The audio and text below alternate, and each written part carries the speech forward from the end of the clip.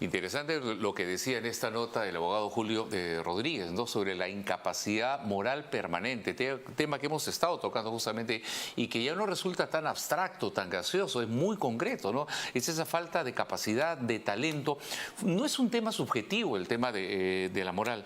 Por lo tanto, parece que tenemos cada vez argumentos mucho más sólidos para en algún momento, eventualmente, tener con mayor contundencia una posibilidad de una moción de vacancia. Alejandro Muñante, congresista de Revolución Popular, nos acompaña esta noche. Bienvenido, Alejandro. Muchas gracias. ¿Qué tal? Sobre este tema, por ejemplo, creo que ya se percibe un poco más el tema de la incapacidad moral permanente. Y lo digo porque a raíz de la primera moción de vacancia, que algunos pensamos de repente no consigue respaldo, sin embargo, creció bastante en ello y sirvió para un debate que va afinando justamente ese tipo de argumentos. Efectivamente, nosotros hemos considerado de que el presidente Castillo, ¿no?, está incapacitado moralmente para gobernar este país desde que comenzó a designar a ministros con serios vínculos con el terrorismo, desde que negaba pues, ¿no?, sus actuaciones, desde que no respondía frente a los cuestionamientos, desde que ni siquiera se pronunció con respecto a los $20.000 que encontraron hasta ahora al señor, ¿no?, al señor Pacheco. Hasta el día de hoy no se pronuncia contra eso. ¿No? La injerencia en los ascensos de las Fuerzas Armadas. Entonces, todos estos casos realmente muestran a un presidente incapaz moralmente para dirigir este país y también incapaz para al menos gestionar siquiera una política exitosa de parte del gobierno. Hasta este momento no existe nada que los peruanos, digamos, podamos decir gracias, señor presidente. No hay absolutamente nada. Antes de continuar con el actual presidente, quiero referirme al anterior, a Martín Vizcarra, porque usted ahora presentó un oficio dirigido a la fiscal de la Nación, a Zoraida Ábalos, justamente sobre el tema de qué ha pasado con Vizcarra, qué pasa con esa investigación. ¿De qué se trata? Efectivamente, mira, nosotros hemos visto con estupor cómo la fiscal de la Nación, en el caso del presidente Castillo, ordenó, ¿no?, una investigación e inmediatamente la suspende, ¿no? O sea, ha sido pues una tomadura de pelo para todos.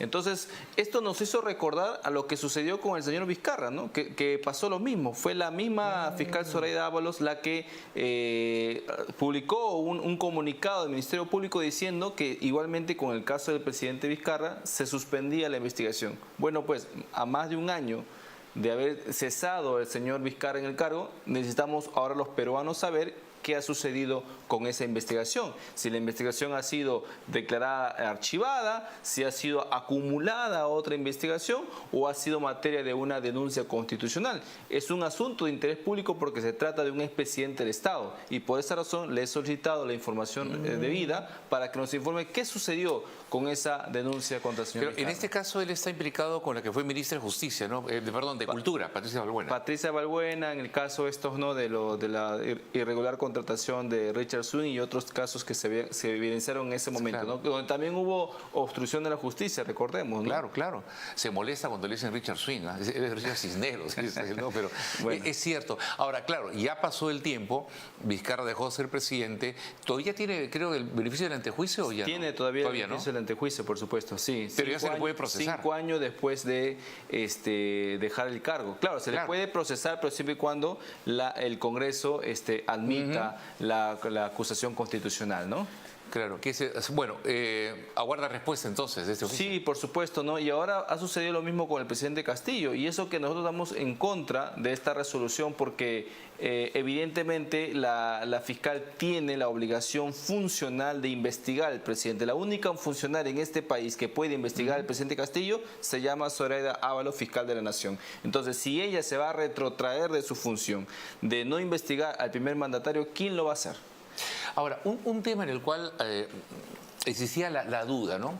¿La Constitución realmente admite esa posibilidad de investigar al presidente? Porque he escuchado por ahí que dice que no sé si es un tema de interpretación. Sabemos que denunciarlo no, o sea, procesarlo no se puede, mientras sea presidente, pero investigarlo sí. Claro, lo que pasa es que, a ver, en la Constitución está la atribución de la Fiscalía de ser el titular de la acción penal, el defensor de la legalidad y de los intereses de la nación, ¿no es cierto? Y ya en su ley orgánica, que es una norma de desarrollo constitucional, en la práctica señala la atribución de la fiscal de la nación. Y ahí está el hecho de investigar a los funcionarios contemporáneos contemplados en el artículo 99 de la Constitución, donde está pues el presidente de la República, ¿no? Entonces ella está, como bien lo dice, impedida de acusarlo por el artículo 117, ¿es cierto? Pero investigarlo sí puede porque es titular de la acción penal. Entonces, esa facultad la obliga a ella a investigar al presidente. ¿Para qué? Para que justamente una futura denuncia constitucional contra el presidente tenga al menos los elementos de convicción para poder sustentar una acusación. Claro. Si no, ¿de qué vamos a acusarlo? Claro, en el Congreso hay una muy buena congresista, que es la doctora Gladys Echáiz, ella ha sido fiscal de la Nación. Y yo recuerdo que en su periodo, que fue un buen periodo como fiscal de la Nación, ella iniciaba investigaciones también. No tenía por qué ser públicas porque habían elementos y obviamente, y si ahí encontraba razón, actuaba en funcionario, pero la investigación se debe hacer porque en el tiempo se pierden pruebas, se desaparecen indicios, documentos. Entonces la investigación no puede esperar 4 años. Efectivamente, ¿no? Y esta resolución no solamente garantiza de que el Congreso no tenga los elementos, ¿no?, para poder ejercitar un adecuado control político, sino que además constituye en la práctica una evidente obstrucción de la justicia, porque si se suspende la investigación, digamos, no podría siquiera solicitar la declaración de las otras personas involucradas. ¿Y qué pasa si aún solicitándolas ellos involucran al presidente Castillo? Tampoco lo puede citar, tampoco lo puede llamar a declarar. Entonces es prácticamente todo se entrampa, ¿no? Porque todo está en torno al presidente Castillo. Claro, claro. Ahora, pasando al tema del Procurador General del Estado, de Daniel Soria, nos recuerda lo que ocurrió con los entonces comandantes generales del Ejército y de la Fuerza Aérea, que defendieron su proceso correctamente institucional de ascensos.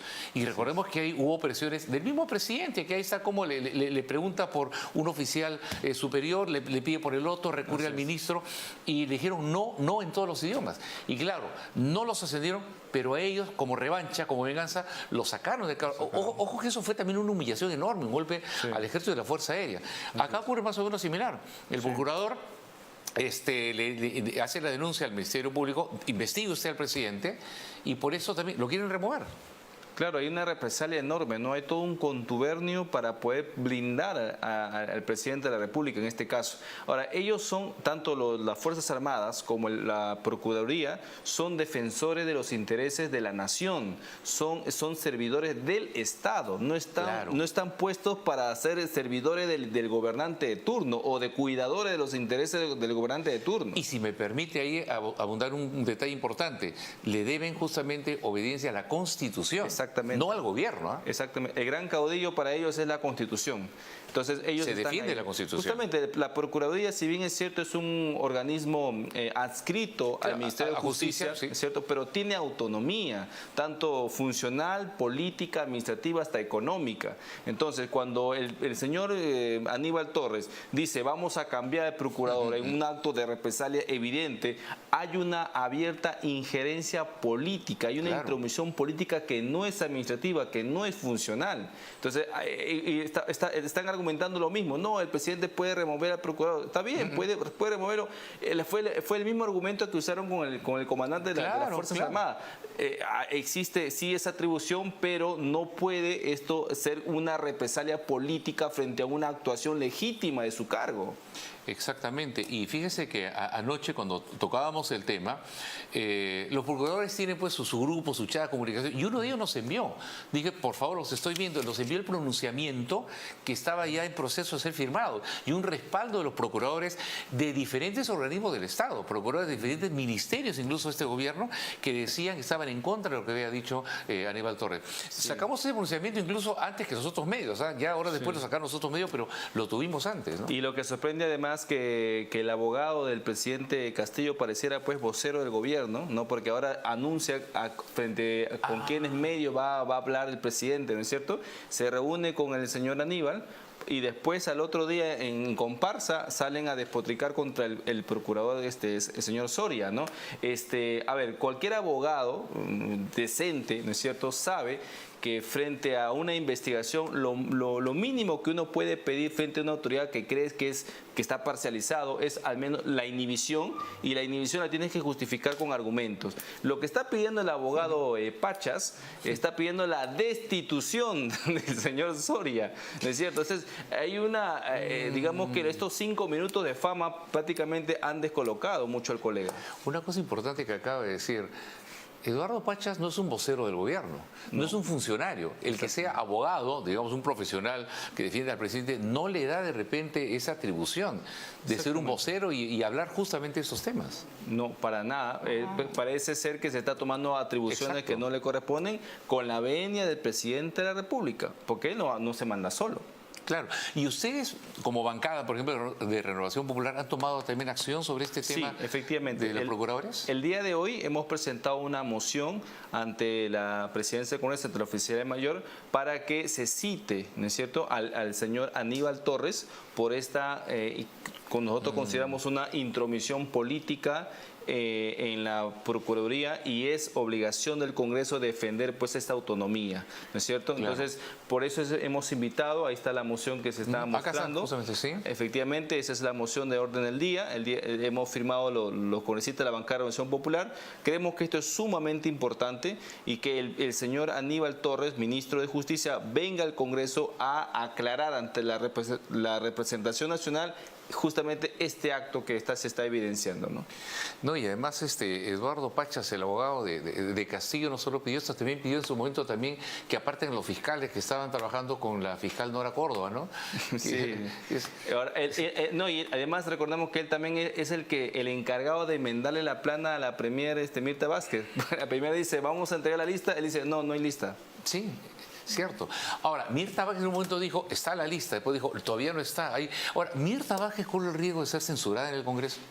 Mira, yo creo que hay los argumentos suficientes como para censurar a la premier. Vamos a esperar a ver qué sucede en estos días, porque claro, ya la legislatura acaba también, ¿no? Y estamos ahorita, creo que la mayor preocupación que debería abocar a todas las autoridades en estos momentos es la lucha contra la pandemia, y justamente estamos en esta tercera ola, pero eso no mengua nuestra facultad o nuestra capacidad de fiscalización, y justamente el día de hoy le hemos demostrado presentando esta moción ante el Congreso de la República. Y lo último, ¿Aníbal Torres también corre el riesgo de ser censurado?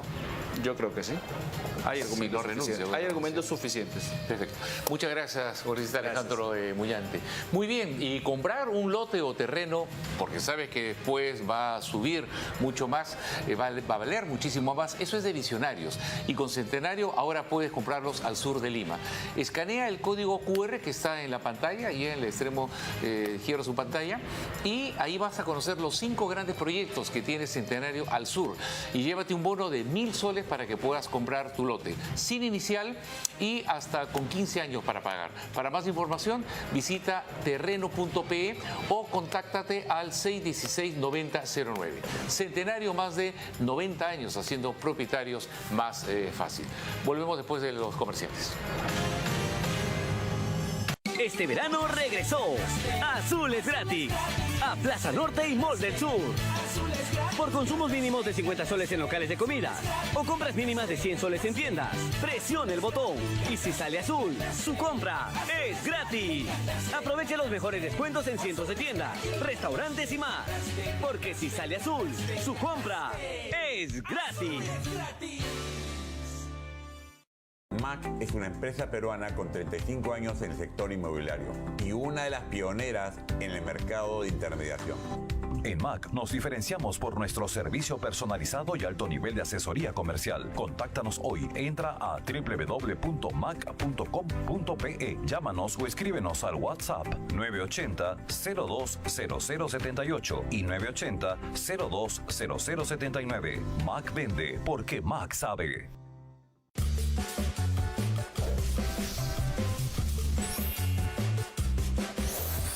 Necesitas tanto para ganar. En Meridian Casino, la suerte siempre está de tu lado. Meridian Casino, el casino online donde siempre ganas.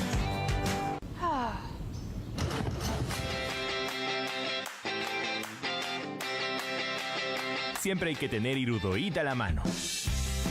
Su fórmula alemana alivia todo tipo de golpes de inmediato. Que nunca falte Irudoid en tu familia. Para golpes y hematomas, Irudoid alivia de golpe, con la garantía de Deutsche Pharma.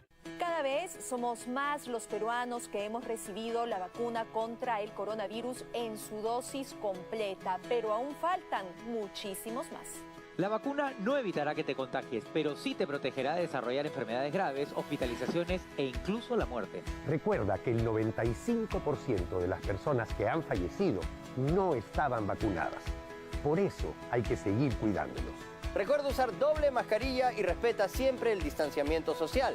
Ah, y no olvides cumplir con tus fechas de vacunación. Vamos, peruanos, esta guerra la ganamos nosotros. El coronavirus no nos puede vencer.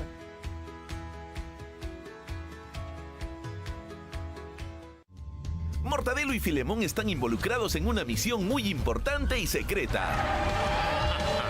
Y se encontrarán con miles de problemas. ¿Cuál es el plan, jefe? Darle una tanda a los malos y volver a tiempo para la conferencia de prensa. Los superagentes locos. Este domingo a las 11, solo por Willax. Abogados habemos muchos. Humoristas casi no hay. Detrás de cada persona que inspira, hay una historia por contar. Es que ese es el gran problema de la humanidad. Pedir y nunca agradecer. Todos los sábados a las 11, Vida y Milagros, solo por Willax. La situación económica es grave, de suma gravedad, y usted debe saber proteger su patrimonio personal, familiar y empresarial. De repente es necesario tomar decisiones drásticas con respecto a sus propiedades. MAC vende y para ello tiene 35 años de experiencia en el sector inmobiliario. MAC le ofrece un alto nivel de asesoramiento para que usted pueda decidir qué hacer con su futuro económico y financiero. MAC vende y sabe cómo vender a un precio real, de acuerdo al mercado actual. Contáctese entrando a www.mac.com.pe o llamar al 242-5625 o escribir al WhatsApp 980-020-078. ¿no? MAC vende, MAC sabe el precio real de tu propiedad. Conversando con el congresista Alejandro Muñante, queremos abundar un poco más en el tema de esta persecución contra el procurador Daniel Soria Luján. Un tema que, como bien lo decíamos, ha mostrado pues ese afán de revancha, de venganza, cuando una persona, en base a sus atribuciones, además independientes, autónomas, toma una decisión que no tiene por qué gustarle todas al gobierno, pero toma esta decisión. Lo invito a ver justamente este informe que vamos a presentar ahora sobre la persecución contra el procurador. El intento desde el gobierno, aunque hoy lo nieguen, por remover del cargo al procurador general, luego de que este denunció a Pedro Castillo, le ha puesto algo de sazón y acción a la política nuestra de cada día. Que no se debe interpretar como una interferencia, tampoco como una persecución.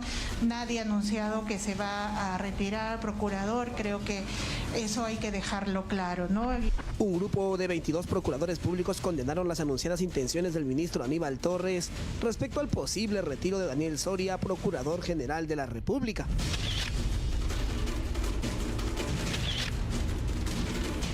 Congresistas, obviamente de oposición al gobierno, también lanzaron sus dardos a lo que consideran una intromisión a la autonomía e independencia de la Procuraduría. Y otros congresistas, quizás condicionados por la cuota de poder que tienen sus partidos en el gobierno, escaparon de las preguntas ante lo indefendible. Congresista Sirio, buenos días. Solamente quiere consultarle sobre la supuesta injerencia que está haciendo el ministro de Justicia en el tema de procuradores. Mil disculpas, gracias. ¿Qué le parece a usted la actitud del señor Torres, del señor Aníbal, que está haciendo una injerencia contra las autoridades del Estado? Pero ¿quién es Daniel Soria y cómo llegó al cargo máximo de la Procuraduría, del cual hoy lo quieren sacar? Y Vizcarra nombró su procurador general a dedo y entre gallos y medianoche, justo en el momento donde el Ejecutivo cuestionaba al Congreso de la República la elección de los miembros del TC. Soria Luján fue designado como Procurador General de la República el 1 de febrero del 2020 por el entonces presidente Martín Vizcarra y la ahora exministra de Justicia Ana Teresa Revilla. Nunca hubo un concurso público, ni se supo cómo fue evaluado para ocupar ese cargo. Lo eligieron, según la ex procuradora anticorrupción Catherine Ampuero, a dedo. Debe tener comprobada experiencia en haber defendido los intereses del Estado. El señor Soria jamás, en toda su vida, ha defendido los intereses del Estado en un proceso a nivel nacional o internacional. A todo lo raro de su designación, en la que incluso se decía que lo eligieron por haber sido compañero de universidad de la entonces ministra de Justicia, se suma que ni siquiera cumplía los requisitos para ocupar el cargo más alto en Procuraduría. O sea, el jefe de todos los procuradores, colegiado 2 años. Y mientras que para sus súbditos, ¿no?, para procuradores que dependen de él, se les exigía 8 años, ¿no? Absolutamente irregular ese nombramiento. Por aquellas fechas se había discutido en el Congreso la necesidad de darle independencia a la Procuraduría para que la elección de su máximo encargado no dependa del Poder Ejecutivo. Una necesidad que para Ampuero debe volver a debatirse. Es el momento de que el Procurador General sea nombrado a través de un concurso público de méritos que garantice que los mejores profesionales defiendan los intereses del Estado. Este concurso deberá estar a cargo del Congreso de la República, así como el Congreso nombra al Contralor, nombra al Defensor del Pueblo, nombra a los miembros del TC. El caso es que han pasado casi 2 años de su designación, por decirlo menos extraña. Aníbal Torres lleva ya 5 meses y 8 días en el cargo y nunca siquiera deslizó la posibilidad de sacarlo. Recién se acordó cuando tocaron a su jefe. Porque frente a las denuncias que ha hecho el defensor del presidente y otras personas, eso va a tener que ser revisado todo el expediente, ¿no?, de nombramiento del procurador. Y eso que en la denuncia contra el presidente, Daniel Soria se ha quedado corto, pues solo lo hizo por la no entrega de la lista de visitantes clandestinos en la casa de Breña, la manipulación de ascensos en la policía y las Fuerzas Armadas, así como el escándalo de Petroperú y sus proveedores previamente reunidos con Pedro Castillo, no han sido incluidos por el procurador. Que solamente denuncia por el delito de tráfico de influencias y patrocinio ilegal, queriéndole hacer un favor al presidente de la República. Porque el patrocinio ilegal sabemos que es un delito menor, cuya pena máxima es de 2 años de pena privativa de la libertad, es decir, que no es efectiva, cuando los hechos encajan en el delito de colusión, que es uno de los delitos más graves dentro de la administración pública. Daniel Soria tampoco ha exigido, o al menos propuesto, a la fiscal de la Nación que investigue al presidente cuanto antes, en lugar de esperar absurdamente el término de su mandato. De manera absolutamente irregular y cuestionable, la fiscal de la Nación ha suspendido la realización de todo acto de investigación. Frente a ello, ¿qué ha hecho el procurador? Nada. No ha hecho absolutamente nada. Hay asuntos que el procurador ha omitido como parte de sus funciones, ya sea solo por cumplir o por una real vocación. Ahora el gobierno ha apuntado a su cabeza y sería solo cuestión de tiempo para que esta ruede, aunque por ahora lo estén negando. Que no se debe interpretar como una interferencia, tampoco como una persecución. Eso va a tener que ser revisado todo el expediente, ¿no?, de nombramiento del procurador.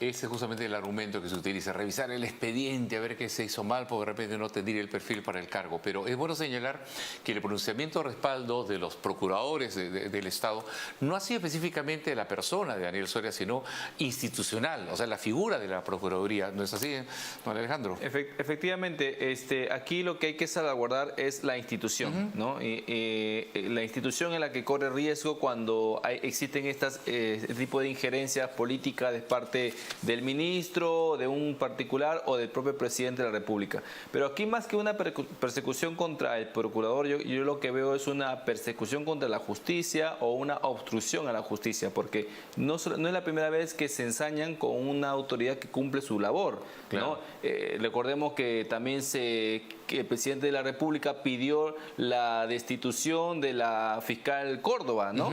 Por haber ido a Palacio de Gobierno. Luego vemos el tema del procurador, también al defensor del pueblo también. Efectivamente, hay una represalia contra el defensor del pueblo. Entonces, en realidad, lo que buscan estas personas, la gente del Ejecutivo, es crear todo un contubernio para poder blindar al presidente y que la verdad no sea conocida por todos los peruanos, ¿no? Pero ojo que además estamos hablando de los diferentes operadores del sistema de administración de justicia, donde está el Poder Judicial, está el Ministerio Público, está la Defensoría del Pueblo, o sea, es todo un sistema. Así es, y bueno, lamentablemente dentro de esta cofradía pareciera que habría caído también la Fiscalía de la Nación, ¿no? Porque en una denuncia donde se somete a investigación y luego se suspende, yo creo que no hay mayor forma de darle impunidad a un presidente que haciendo este tipo de legalidades jurídicas. Y nos deja las dudas de su independencia y autonomía. Ya me están tocando la musiquita que tenemos que terminar, ¿no? Muchísimas gracias. Alejandro Millán, por acompañarnos. Gracias a ustedes también, ¿no? La confianza que me han dado de poder acompañarlos ayer y hoy. El lunes ya está Philip Alexander Edward Batterby Rivadeneira con ustedes. Buen fin de semana.